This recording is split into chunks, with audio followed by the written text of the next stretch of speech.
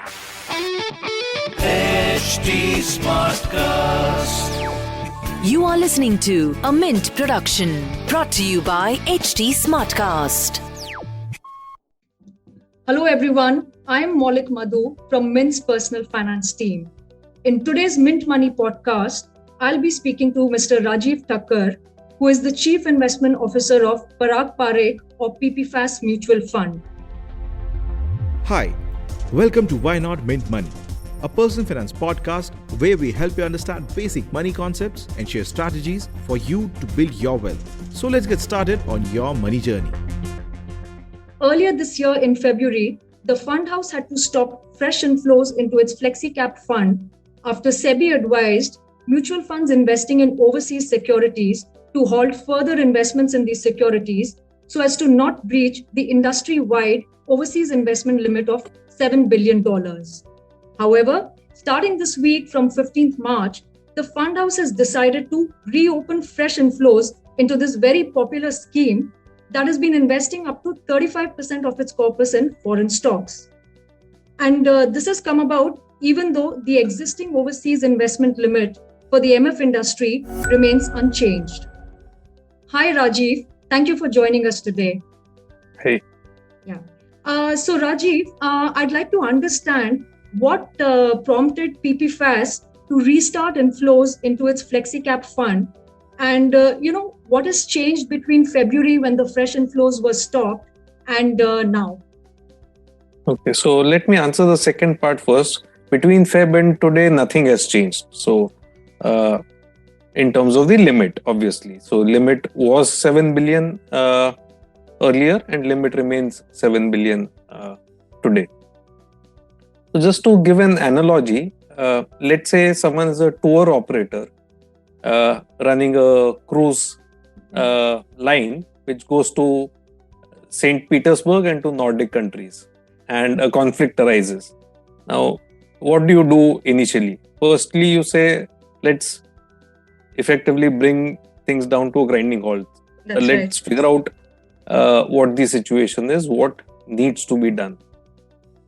So, the communication from SEBI came in late January on a Friday evening, and that said that you cannot remit money outside India to buy further foreign securities. The existing investments remain. So we said, let's first see what this means and let's try and maintain status quo as far as possible.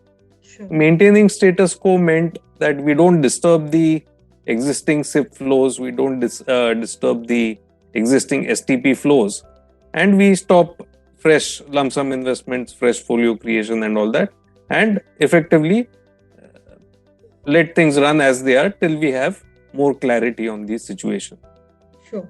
Post that communication, the union budget was announced, and after that the monetary policy statement has been announced. So initially the thinking was that this $7 billion limit was set up way back in 2008. So Sure. obviously almost 14 years have gone by and mutual fund assets have grown significantly in that period, and number of folios have increased. India's foreign exchange reserves have increased. The sub-limits within that $7 billion, which is the $300 million limit as it was increased once to 600 million. That further got increased to 1 billion. So the thinking was that, this is something which did not get addressed, and now that we are close to 7 billion, some clarity will emerge post either the budget or the monetary policy statement. So both the policy announcements are silent on this matter. There's no indication of the limit increase happening. So initial media reports speculated the timelines, speculated about the amount. Some said it will increase to 15 billion, some said 10 billion. There were some versions going around which will say it will go up by $1 billion each year. So those were the kind of things that were coming out. So now there is complete silence, meaning there's no clarity on if and when that limit increase will happen. So that is one. So coming back to the analogy, let's say if in the itinerary, if St. Petersburg is not an option, then you run a itinerary which excludes that. So in equity investing, if foreign investment is not going to be allowed, then we have to take a look at how do we figure out how to manage and how to enable clients to invest in equities without having the foreign component. So then there were a few choices. So one choice architecture was that keep the Flexi cap shut for a while and let people invest through the tax saver fund. So that was one initial thought that we had, and where we communicated to clients, we communicated to financial planners, to distributors, and all. So the feedback that we were getting is that we invest with a long-term outlook, but we would want the flexibility of redeeming if a need arises for rebalancing or for whatever reason. So the 3-year lock-in was a deal breaker for a lot of people. That was one. And even in terms of flexibility, say not being able to use derivatives in the tax saver fund, meaning that rules out arbitrage, or that rules out covered call options or some various other things. So between keeping FlexiCap fund closed and channelizing money to tax saver, the preference it was felt that it would be better to open FlexiCap again. And the third option would have been to launch a fresh scheme, which since beginning we have been very averse to cluttering the offering and to having many more schemes. But given that the limits are where they are, we felt that it's better to open up the FlexiCap scheme rather than launching a new scheme. Sure. Yeah. In fact, Rajeev, I had a question relating to the tax saver fund option, but you've already, answered that question. So, if we go by a lot of Twitter comments on, when this news was shared on Twitter, there is also a section of investors who feel that, initially the flows were stopped and now we've restarted. And obviously all the new money is going to flow into, Indian securities only. So as, when we talk about your existing investors, some of them seem to feel, that this is going to kind of dilute, the foreign stocks exposure in the scheme. Maybe not immediately, but we don't know when this matter is going to resolve. And over time, maybe that exposure may come down. And a big part of the attraction of the PPFAS FlexiCap fund is, their exposure to international stocks. So, what would you like to say to your existing investors on this aspect? Sure. So the situation that we were faced with was a situation in which clearly you cannot keep everyone happy, meaning no matter what decision we took, you would have people who would be not 100% happy at the end of the situation. So if you go back a little bit, you mentioned Twitter comments and stuff like that. Yeah. If you go back to the Twitter comments after we announced the shutting for the fresh inflows, you will see so many people facing so many difficulties. So even existing SIPs and STPs, which were not registered with our registrar CAMS and which were being operated out of the platforms, a lot of them got cancelled, a lot of them got disturbed.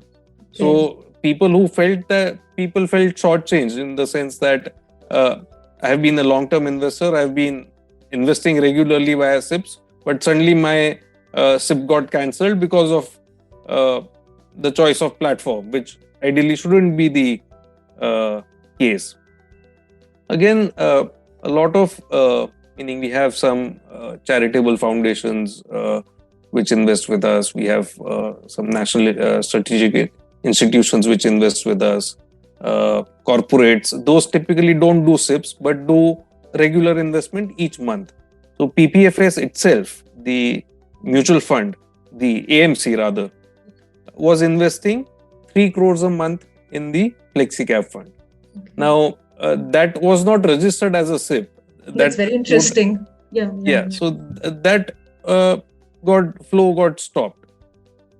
So of course, we put some of it in the tax saver as well in the month that it was stopped. So not that we stopped investing, but about the fact that foreign holdings will get diluted over time.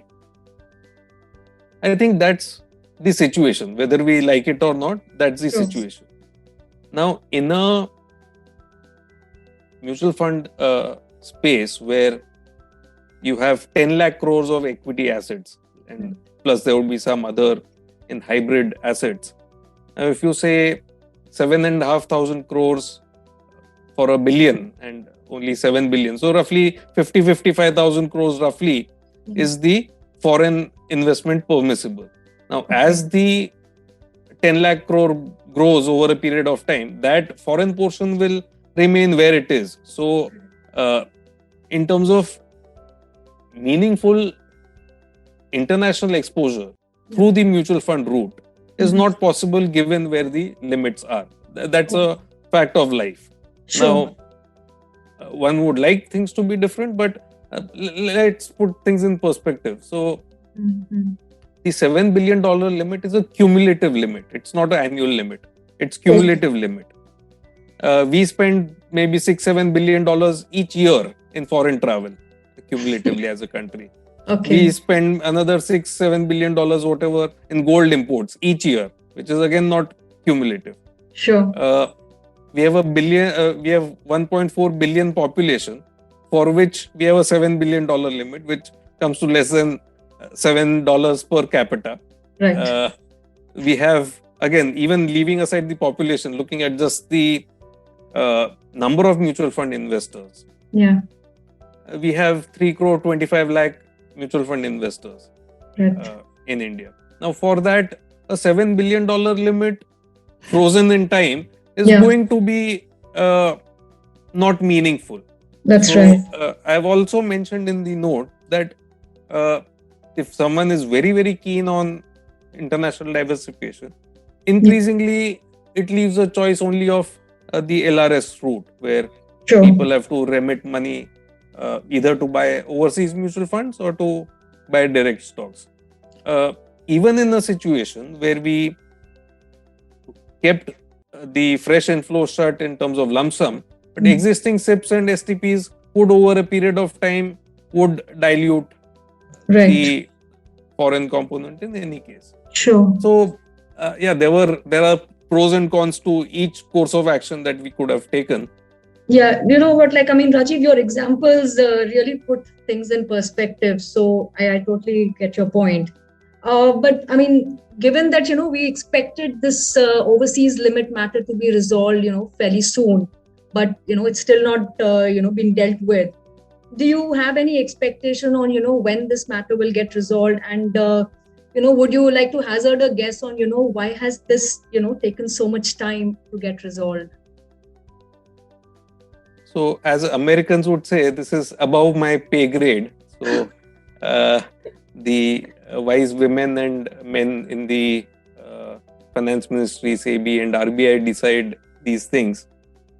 And from our point of view, we look at only the investing side. We look at it's important to have global diversification for investments and things like that. They have to look at exchange rates. They have to look at capital flows in and out, balance it out, forex reserves, the outlook, and various things. So, I think beyond what is already there in the public domain, I have absolutely zero insight in terms of how much will be the limit increase, when it will happen, if it will happen. So, Rajeev, now I'm coming to my last question. And this one doesn't relate to your Flexi Cap fund, but it's about your conservative hybrid fund, which is your youngest scheme, and it was launched in May 2021. So, we don't have much history, but if I look at the last 6 months return, it's kind of given about 3%, which is sort of at the higher end of, what the peer funds in the category have given. Also, when I look at the February fact sheet for the scheme, I see that the scheme's average maturity is around 6 years. So, Rajeev, my question is, that, given that interest rates are headed upwards, are you going to bring down the average maturity of the scheme? And, where will returns come from going forward? Okay, so in equity, just like we say, have a longer term investment horizon and meaning ignore the market fluctuation. Same way in debt, most of the returns across mutual funds, I'm not just talking about us, Sure. comes from coupon, comes from the interest rate that the bonds pay to the bondholder. Sure. The timing factor, which meaning I expect interest rates to fall, so I'll buy long maturity securities. I expect interest rates to rise, so I'll be at the extreme short end of the thing, is effectively market timing, trying to get the interest rate cycle right. So sometimes it works in your favor, sometimes it goes against you. So what we have consciously been trying to do is trying to avoid that kind of market timing kind of approach. What we have said is ultimately the returns of the scheme will be driven by the YTM of the paper that we own.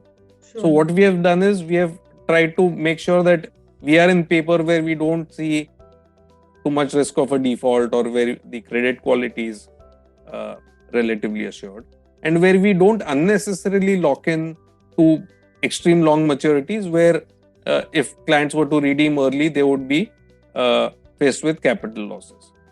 So based on the yield curve as it stands today, at the very short end, you have overnight around 3/4, 3/2 in that range. And you have the 6-year and 7-year state loans at 7%, which is twice the current short-term interest rate. So looking at it from the point of view of an investor who has, let's say, 3, 4, 5 years, 6 years of investment, rather than staying liquid in treasury bills or in overnight and hoping that you are able to enter again when interest rates rise and you are able to buy paper at a yield which is higher than currently available, we say that if this interest rate increase cycle happens after a year, then already you have lost 3.5% trying to time it. I think almost everyone is aware that rate cycle is going to go up, and that is the reason that the yield curve is steep. The short-term rates are very low and long-term rates are already high. So we are not in this endless waiting game. And if rates rise, we'll be able to reinvest the coupons that we get at a higher rate, and it will average out over a cycle. Portfolio. So because of the scheme structure, what happens is, if you say average maturity of 6, or if you say a portfolio duration which is less than 5, right. One thing to notice is only 75% of the portfolio is invested in government bonds. Okay. So when you multiply this 6 by 0.75 or when you multiply the 5 by 0.75, automatically the interest rate risk comes down to that extent, because the other assets may not necessarily be correlated completely with the rate cycle.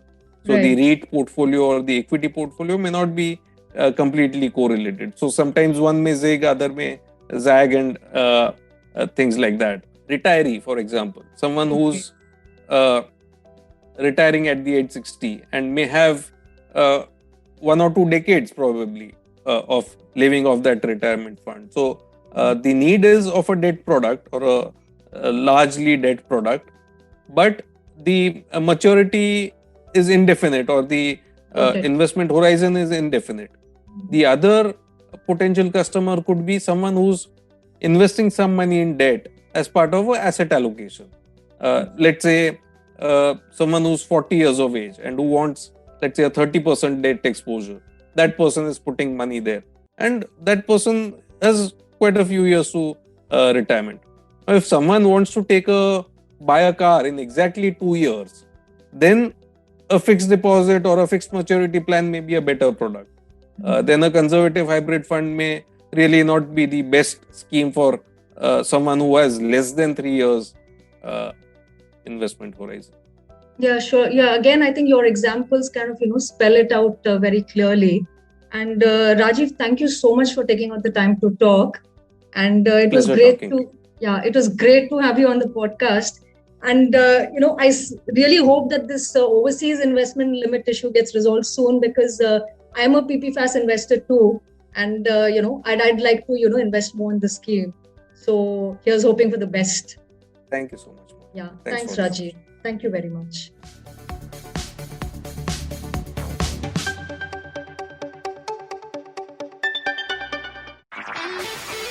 This was a Mint production brought to you by HT Smartcast. HT Smartcast.